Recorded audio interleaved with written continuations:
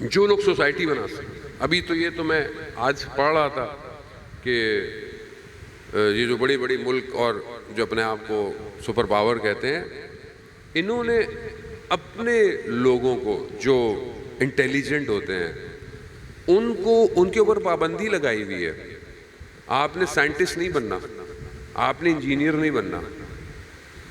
اب آپ بولیں گے یار بہترین تو سائنٹسٹ ہوتا ہے، انجینئر ہوتا ہے، ڈاکٹر ہوتا ہے. نہیں، انہوں نے اپنے لوگوں پہ جو انٹیلیجنٹ ہیں، ہر قوم میں انٹیلیجنٹ بچے ہوتے ہیں، جیسے آپ کے یہاں بھی ماشاءاللہ ہیں، جس کو انسان کہتا ہے کہ یہ بہت ہی انٹیلیجنٹ ہے.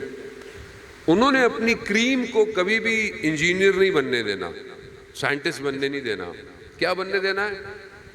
Social science, management, strategical planning, control کیسے کریں گے لوگوں کو. اپنے لوگوں کو یہ پڑھانا ہے. تو بھائی انجینئر کون بنے گا؟ کہا یہ دوسرے لوگ بنیں گے، یہ نوکری کریں گے ہماری.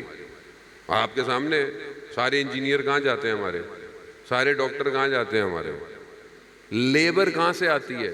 اپنے لوگ کیا بنائے؟ Social science, arts, mass communication, society کیسے بنے گی. اب آپ تعجب کریں گے، ہاں فلم کیسے بنائیں گے، فلم کے اندر کلچر کیسے ڈالیں گے. یہاں بڑے بڑے برین بیٹھے ہوئے ہیں. کس کو؟ پوری دنیا کو کنٹرول کرنے کے لیے. ہم کنٹرول کریں گے، یہ نوکری کریں ہماری. گوگل کا سی او کون ہے؟ امیزون کا کون ہے؟ یاہو کا کون ہے؟ سب انڈین ہے. ہمارے ہاں فخر ہوتا ہے جی ہمارے یہاں مائکروسافٹ میں نوکری کر رہا ہے، فلانی میں نوکری کر رہا ہے. بھائی نوکر، آپ ان کو نوکر چاہیے، ان کو آئیڈیا دینے والا شخص نہیں چاہیے. آئیڈیا وہ دیتے ہیں، چلاتے وہ ہیں. سوسائٹی کیسے بننی ہے، شہر کیسے ڈیزائن ہونے ہیں، اسکول سسٹم کیا ہوگا، ایجوکیشن سسٹم کون دے گا، وہ انہوں نے اپنے پاس رکھا ہوا ہے. اور ہمیں کیا سکھایا کہ یونیورسٹی میں جو آرٹس پڑھے گا وہ سب سے بیکار بچہ ہے. ہمارے یہاں بھی جو بیکار کسی کام وام کرنی ہو تو چلو یار یہ آرٹس ڈپارٹمنٹ میں چلا جائے. سب سے پرسنٹیج کم کسی زمانے میں کراچی یونیورسٹی میں آرٹس ڈپارٹمنٹ کی تھی، جبکہ تھا کیا؟ فلسفی، لٹریچر، انگلش، ماس کمیونیکیشن. یہ وہ سبجیکٹ تھے جو سوسائٹی چلاتے ہیں، سوسائٹی کو یہی لوگ چلاتے ہیں. لیکن آپ دیکھیں کہ ہم لوگوں کو کس سال پہ لے گا. خوب یہ پلاننگ پیچھے سے آ رہی ہے، کس کے کنٹرول میں سوسائٹی ہو. جیسے ہی اللہ کا ولی آتا ہے یہاں مشکل شروع ہو جاتی ہے. جیسے ہی اللہ کا ولی آتا ہے ان سوسائٹیوں کے ان سسٹم میں ان کی تھڑ پڑ، کیونکہ قوم تو ویسی ہے. جب حضرت یوسف زندان میں تھے اس وقت، پہلے کیسے، جب زندان سے حضرت یوسف کو باہر لائے، اور وہ جو اس زمانے میں بادشاہ تھا جو اپنے بہرحال فرعون کی سینکشن چلتی بھی آ رہی تھی نا، تو حضرت یوسف کو جیسے ہی انہوں نے اپنا مشیر بنا لیا تو سب سے پہلے مسئلہ کس کو ہوا؟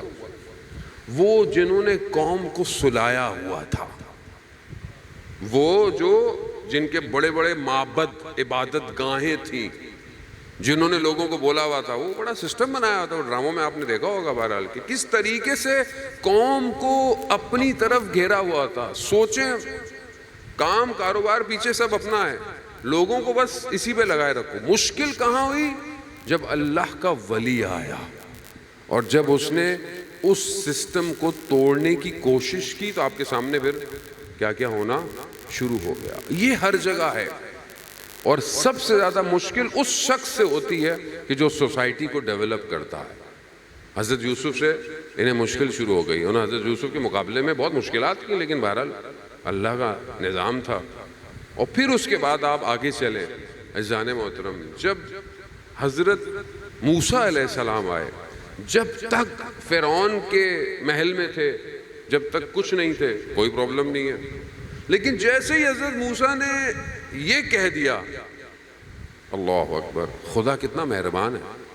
جب حضرت موسیٰ کو کہا کہ جاؤ فرعون سے ہماری تم دعوت دو، تو حضرت موسیٰ نے کیا کہا؟ حضرت موسیٰ فرعون کو جانتے تھے. کہا وہ تو ظالم شخص ہے، وہ تو چھوڑے گا بھی نہیں، تو میرے بھائی کو میرے ساتھ مددگار بنا کے بھیجیں. مگر خدا نے کہا موسیٰ فرعون سے دھیمے لہجے میں بات کرنا.